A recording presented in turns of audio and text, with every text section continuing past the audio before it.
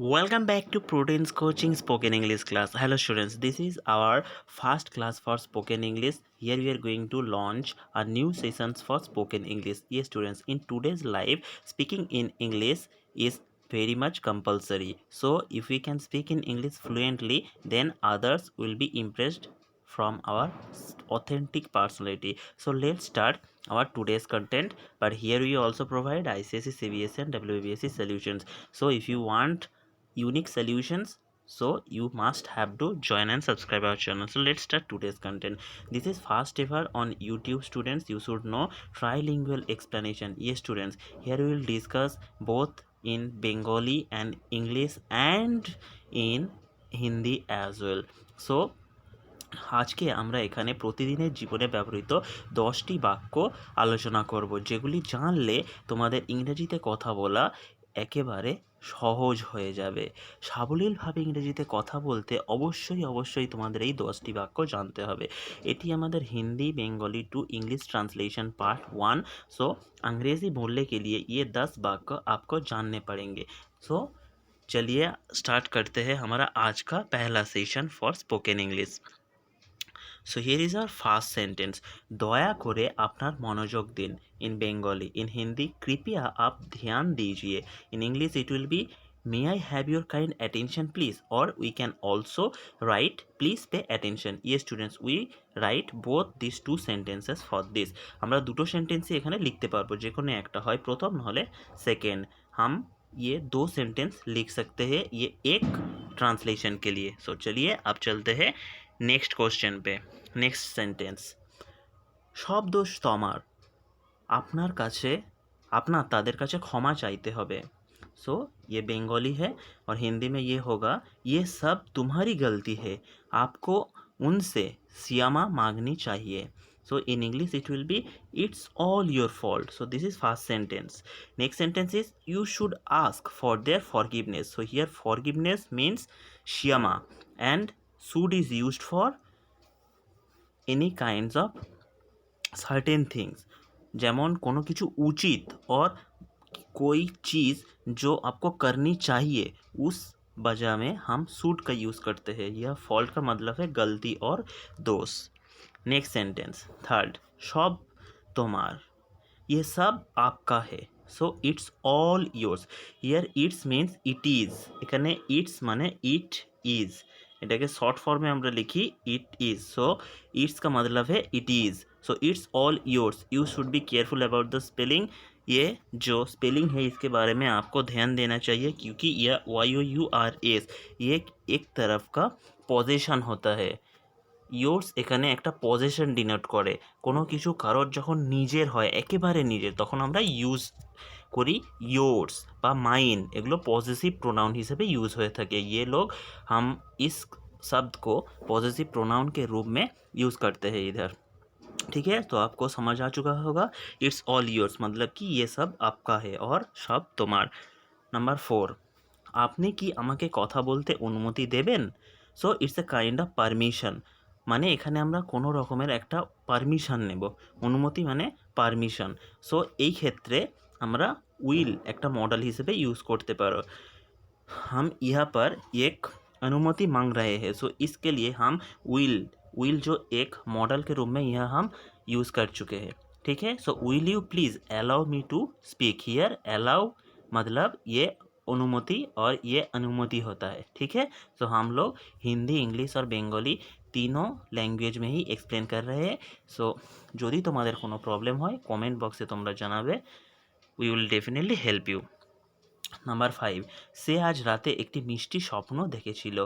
सो in Hindi उसने आज रात एक मीठा सपना देखा। ठीक है, सो इसका इंग्लिश होगा she dreamed a sweet dream tonight. So here you can use both he और सी। ओके, ही का मतलब भी उन वो था और ये सी भी एक मतलब है, मतलब ही और सी दोनों ही एक बारे में यूज़ होता है। सी मतलब कि फीमेल और ही मतलब মেল হতা হে। হি আর সি দুটোই আমরা ইউজ করতে পারি। সি ইউজ করতে পারি ফিমেলদের জন্য, আর হি ইউজ করে থাকি আমরা মেলদের জন্য।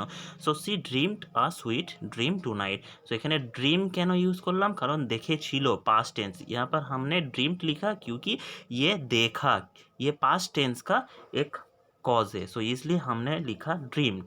अ sweet dream tonight. Tonight means रात को, आज रात को, ठीक है। टू नाइट माने आज के राते। सो I hope you have understood. So now we'll move to the next, number 6.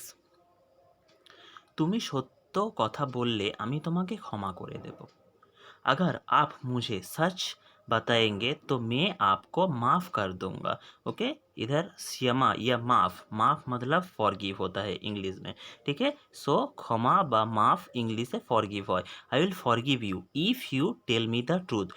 सो आपको जानना चाहिए इफ़ कहाँ कहाँ हम यूज़ कर सकते हैं, किधर, जिस चीज़ में और जिस सेंटेंस में हमको एक प्रोबेबिलिटी दिखेगा, और एक उसका एक जो होता है ना, जिसका हमारा कोई मतलब कि अगर ये किए तो हम वो करेंगे। ओके, सो जिस चीज़ में आपको एक प्रोबेबिलिटी देखेगा उधर हम इफ कर यूज़ कर सकते हैं।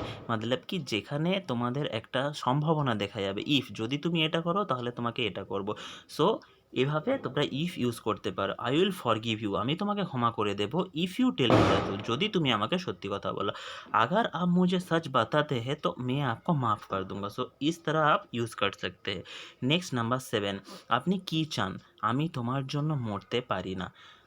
तुम क्या चाहते हो, मैं तुम्हारे लिए मर नहीं सकता। ओके, ये सेंटेंस हमको डेली लाइफ में सुनने में आता है कि ये हमारा डेली लाइफ में यूज़ बहुत होता है। सो इसका आपको जानना चाहिए क्या इंग्लिश होता है। व्हाट डू यू वांट, मतलब कि आप क्या चाहते हो, तुम क्या चाहते हो। I cannot die for you, मैं तुम्हारे लिए मर नहीं सकता ना। तुम्हें की चाहो, मैं तुम्हारे জন্য মরতে পারি না। ওকে, সো নেক্সট সেন্টেন্স নাম্বার 8, আমি তোমাকে কখনোই ক্ষমা করব না। ओके, यही सेंटेंसটা আমাদের लाइफ में प्राय यूज़ হয়ে থাকে। इन हिंदी इट इज़ मैं तुम्हें कभी माफ़ नहीं करूँगा। मैं पहले ही बता चुका हूँ कि माफ़ फॉरगिव होता है। So I will never forgive you. Never means कभी नहीं। ओके, सो नेवर কখন ইউজ করি, যখন কখনোই না তখন আমরা নেভার ইউজ করি। I will never forgive you. Now next sentence number 9, আমি আপনার ক্ষমা প্রার্থনা করছি, আমি আর কখনো করব না। Okay, so in Hindi it is मैं आपसे क्षमा मांगता हूँ, फिर कभी नहीं करूँगा। In English it is I beg your pardon. Okay, when we are asking for forgiveness, যখন আমরা ক্ষমা প্রার্থনা করছি তখন আমরা ইউজ করব pardon. I beg your pardon, I will never do it again. Again মানে আর কখনো নয়। Okay, again. Now finally number 10, আপনি কেন ক্ষমা চান না। Okay, so in Hindi it is आप माफ़ी क्यों नहीं मांगते।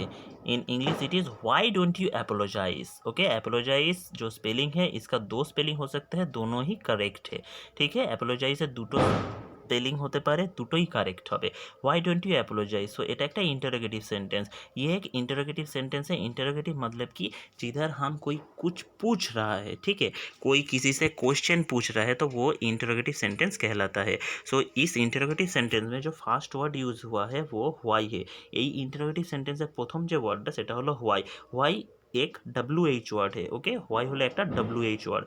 সো এইভাবে আমরা একটা नेगेटिव इंटरोगेटिव सेंटेंस बानिए एखाने। यहाँ पर हम एक नेगेटिव इंटरोगेटिव सेंटेंस बनाया है क्योंकि यह माफ़ी क्यों नहीं मांगते। ओके, ये क्वेश्चन है बट क्वेश्चन एक नेगेटिव क्वेश्चन है, इसलिए फाइनल आंसर है व्हाई डोंट यू एपोलोजाइज। सो इस तरह से अगर आप कोई चीज़ सीखते हैं तो आपके जीवन में बहुत उन्नति हो सकता है। तो এইভাবে তোমরা যদি শিখতে থাকো, আমাদের ডেলি সেশনের সাথে কানেক্ট থাকো, তাহলে ডেফিনেটলি তুমি একদিন ইংলিশে খুব সাবলীলভাবে কথা বলতে পারবে। Okay, so finally if you find this content helpful then don't forget to subscribe like our videos. যদি তোমাদের এই ভিডিওটা পছন্দ হয়ে থাকে তাহলে অবশ্যই সাবস্ক্রাইব করবে এবং লাইক করবে। তোমাদের একটা লাইক আমাদের আরও हेल्पफुल कंटेंट प्रोवाइड করার জন্য हेल्प করবে। Okay, thank you students. अगर आपको ये वीडियो पसंद आए तो ये वीडियो को आप ज़रूर लाइक करना और दोस्तों के साथ शेयर भी करना और सब्सक्राइब करना मत भूलना। Okay, so thank you all, have a nice day.